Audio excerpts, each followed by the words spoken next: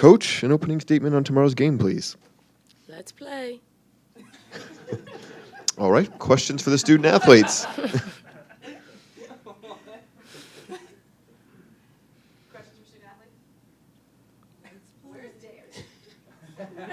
Oh, Dave. Wow, caught off guard. Dave. Oh, Well, I guess Dave. I got like Question in the back on TV. Here in the back. Although I'm not Dave, but going into tomorrow's going into tomorrow's game, what do you think is the key going up against Kansas State's intensity and how hard they play as you guys look to advance to the Sweet 16? They're a very good basketball team. They play well together. They look for each other well. They have a really good post player inside. We got to make sure we contain her. They got a very good point guard that really leads this team, and we just got to make sure we contain a big two and play Gamecocks basketball, do what we do, execute the game plan, and don't do anything extra. Question in the center.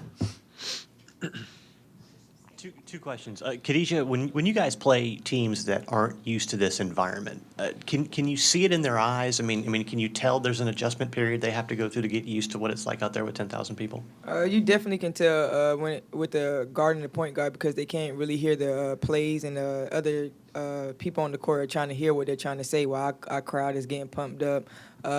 I think they have to adjust to our crowd. We have to adjust to our crowd sometimes too, because we can't hear our play calls neither. So we see it every night. They don't see it every night. And has the realization sunk in at all that tomorrow's the last game for this senior class at home? We actually just talked about this in the locker room. It's like a sad and exciting feeling at the same time, but we just want to go out, especially with a win. That's what we're focused on. Question up front on the right. AJ, you've obviously gone up against other big girls before throughout the SEC. What kind of challenge is Brianna Lewis? Oh, wait, can you repeat the question? I'm sorry. You've gone against other big girls in the SEC. Yeah. What kind of challenge is Brianna Lewis for K-State? I mean, she's just going to bring size. I mean, we see it. Well, coming off of Jacksonville game, we didn't really see a lot of size. So I feel like we have to readjust and get used to kind of thinking back to SEC play. But really, we're just going to have to just stick with what we do best. If that's the high-low, go with the high-low. But really just stay together and just dominate whenever chance we get. Any other questions for the student athletes? Or Thank you, Eli. ladies. Go Eli.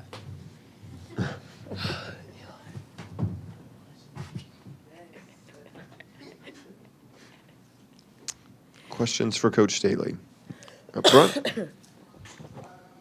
Donna, the Naismith list came out yesterday. Tiff and Aja are two of the four finalists. Just how proud are you of both of them? And just specifically for Aja, do you kind of see her becoming the new face of women's basketball with the other three being seniors? Just extremely proud of both of our student athletes who have done some incredible things individually, and they've helped our elevate the state of our program at different stages. Tiffany was one that jumped out there and committed to us very early on in the recruiting process, and she got this program jump started. And then Aja Wilson, I think Tiff is passing the baton, so to speak, to her. And although we work with Aja Wilson every day, and we do see some holes in her game, but by far there's not very many, if any, other players in this country that can do the things that Aja Wilson does. As she continues to grow in this game, why not? Why not Aja Wilson being, the person and player that people talk about when they talk about women's basketball? On the left. Coach Mitty said just a little while earlier that he hadn't totally figured out how he plans to attack you, but what are you expecting from Kansas State in this game? Probably anticipating them playing a whole lot of zone. Maybe not as spread out as they've played it, maybe more packed in, forcing us to shoot from the outside. If they saw how we shot last night, they'll probably be more willing to give up those outside shots versus, the presence of our post play. All right. Dawn, you mentioned some holes in Aja's game. Just what would they be to work on over the next couple of years?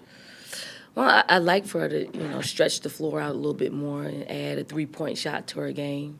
I won't talk about defense right now because she can throw, being the SEC Defensive Player in the Year in my face. But she's got to get better on that side of the ball. Just being aware of, being aware of what's happening out there on the floor.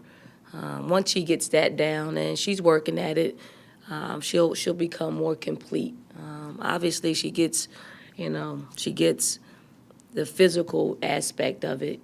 People will come at her in that way, and she's learning to play through some of that, this year versus last year. Question in the middle. Don, the last couple of years, we've talked about the size edge you guys have a lot of times in things.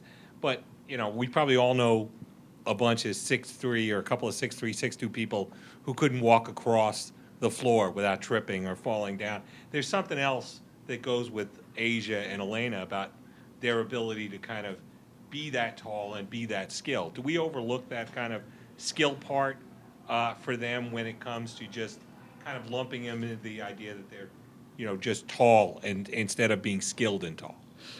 Yeah, I think when a program like South Carolina kind of just comes on the scene, I think it takes people back to see, what they're really about.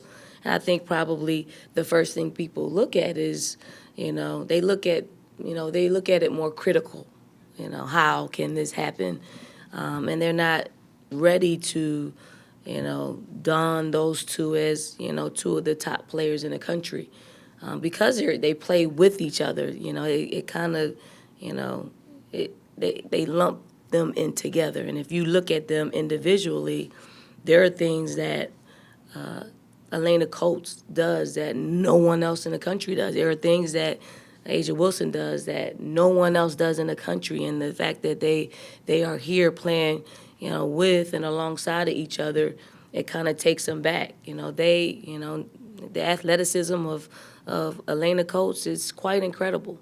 The growth and the maturity that's taken place, incredible. And we've only seen Asia Wilson for 2 years now, and the leap in her game from year 1 to year 2 is incredible. So we get excited about what both of them will bring to the table. What Elena's last year, finishing this year out, and then Asia coming to her own in her junior year, which that's when it all starts to click in. On the back left, TV. Don, we might have seen the effect of this yesterday in the first quarter, but I'm wondering if it's been at all difficult for the players to go almost 2 weeks off and then all of a sudden jump into this, tournament setting where you only have 1 day off in between games? I mean, it's not difficult, but it's what it's been, for the last 5 years. We've had this break, and we always seem to get off to slower starts. I wish we could, play a little bit quicker. Maybe we need to do something defensively that will allow us to get off to a quicker start, because we adjusted after halftime of last night's game, just to kind of play a little bit of different defense where we're trapping a little bit more, moving around a little bit more.